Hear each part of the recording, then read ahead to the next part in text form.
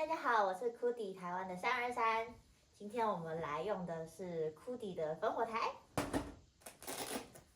，2、3，总共有4个火箭，1、2、3、4，带出去非常迷你，非常便利，然后又很扁一个。然后重点是组装起来超方便，重点是它，如果你买多组的话，它是可以组装成那种十字架那种类型，很帅。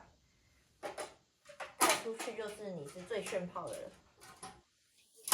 好，我们现在开始组装，先给它打开来，然后呈现成一个么字形。么字形之后呢，拿起这个铁板，那铁板的话，它是有一个凹槽的地方。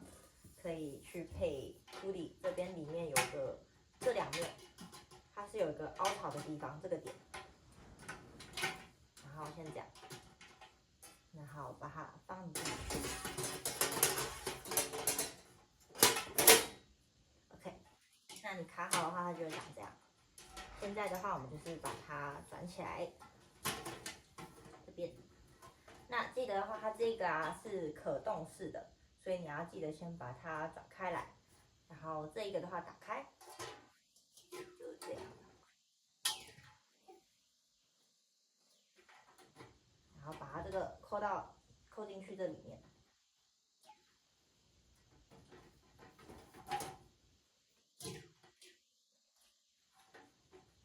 OK， 有了，然后把它锁紧，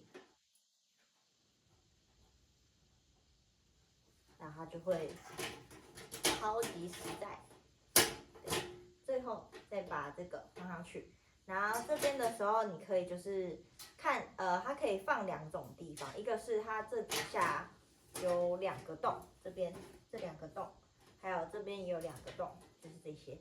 那你可以选择把你要放木材的地方可以放在这个的上面，所以你可以放在正下方，你可以放在正上方这边，拿起来放在这里，还有个卡榫。这样我们的酷迪烽火台就好了，而且它很轻，你看，它超轻的，然后又漂亮，然后烧起来的话，它会变成一个钛色。当然这边的话，它是比较厚的2层，所以它不会变。它变的话会是只有这一块，可是记得要拿起来的时候，你手放上去，它会有手印，所以你要开始烧之前，要先把手印给它擦干净，不然你烧完之后，它会有很明显的钛色手印在上面哦。好啦，今天的教学都到这啦，拜拜，下次见，拜拜，下次见，拜拜。